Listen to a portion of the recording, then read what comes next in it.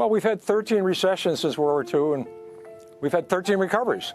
Maybe we're going to have one. If this is a recession, it's probably the most predicted one ever. You know, I never know when we're going to go. I'd love to know the future. I think it would help. I'd be a better investor. Right. I cannot predict the future, but this recession is so expected, so predicted. Maybe it's coming.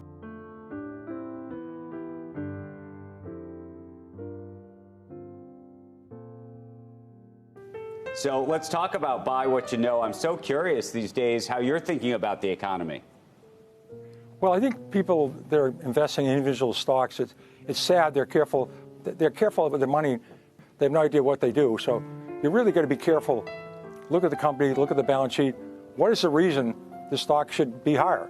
The sucker's going up is not a good reason. Well, I think looking for something different, looking for something that's a good story. I mean, so you have to find a company that's either a turnaround or a company that's going to grow. But we've had new companies come along. I mean, that's the nature. You have to be looking for new companies and look at the balance sheet. If you can add 5 and 5 and get reasonably close to 10, you should be able to look at a balance sheet and say, here's 2 depressed companies. They've gone from 50 to 3. One company's got $3 million in cash and no debt. One's got $3 million in debt and no cash. Which one are you going to buy? I mean, that's not too hard to do. Look for a company that's going to do well in the next few years, 5 years. Look at their balance sheet, or look at a turnaround.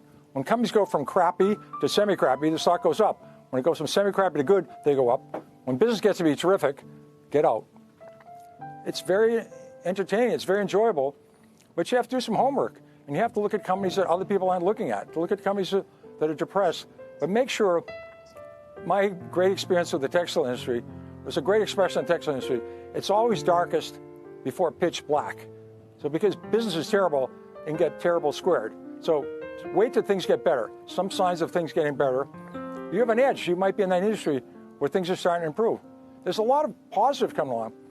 So I think, there's a lot of positive, a lot of negatives. I don't know what the market's going to do next year. But if you need the money, if you're sending somebody to college in a year, or you're buying a house in a year, you're not a good investor. Looking at 1 or 2 years, you can flip a coin.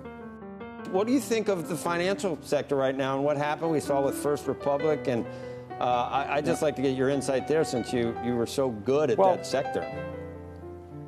We had a terrible financial crisis in 1991. I think almost every major bank in Texas went under. Bank of New England, one of the oldest banks in the country, went under. It's like, in 08, 09, the banks were doing these no-doc loans and second mortgages and home improvement loans, and people are buying boats with it.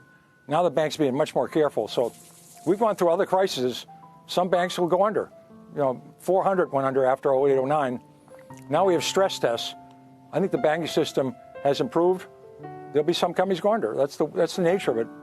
It's nothing like, imagine 1980, 81, we had double-digit inflation, double-digit unemployment, and people worried the Japanese were going to take over the world. I mean, we were hopeless. I mean, there's always something to worry about.